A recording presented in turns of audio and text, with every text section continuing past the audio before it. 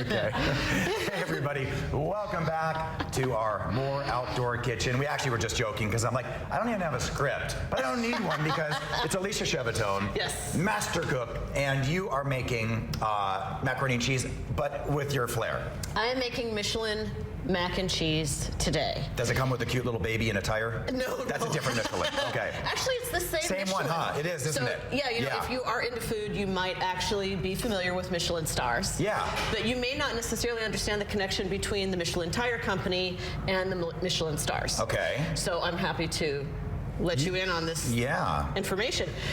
So Michelin, the tire company, actually started producing guides in France in 1900 to provide motorists with resources, you know, mechanics, tire stores, hotels. And restaurants. Yeah. And, well, by 1926, they started reviewing restaurants in secret. Oh. And then so what they would do is they started publishing their reviews, and in 1931 that led to their star system, hence the Michelin stars that every single restaurant in the world is trying to receive. Strives for. Yeah, decades later. So cool. I didn't know that. Good. Yes. I'm glad. I'm glad. So how is that? How does that translate to this? So Guy Savoy, Chef Guy Savoy, is a restaurateur, famous French chef, and he has a recipe called macaroni au gratin. So this is inspired by his recipe.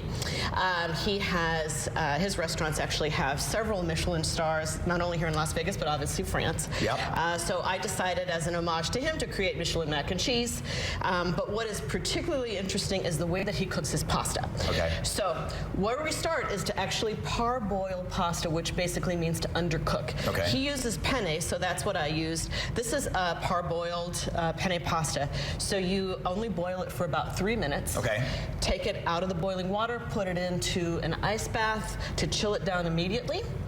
And then what you do is you actually pour a quarter cup. So I use, my portions are actually for 2 because that's my thing. Right. 7 ounces of penne. Into that you pour a quarter cup of whole cream. Okay.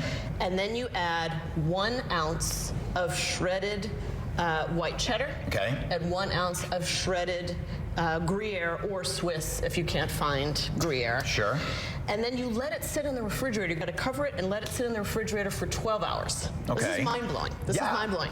And so what happens is the penne absorbs the cream and all the cheese starts to stick to it after 12 hours, and then it looks just like this. Okay. And then you line it up in a baking dish, very, very pretty, very, very French. And then what's even more strange about the way that he cooks pasta is that he broils it, which is very, very unusual. So most ovens have a high level setting and a low level setting on their broiler. You actually broil this on low for 7 minutes. 7 minutes. 7 minutes. And then you got this. And then it comes out until it's brown and bubbling like this. So if you're one of those people that loves the corner piece of the lasagna that is kind of like super, super crusty and really, really cheesy, you're going to love this mac and cheese. I love it. Michelin mac and cheese. All right. Alicia, I love the story. I love the recipe. We're out of time, but it was worth it. I'm glad we got a little bit of history about the Michelin history. So anyway, sounds good. And we will toss it to Alyssa.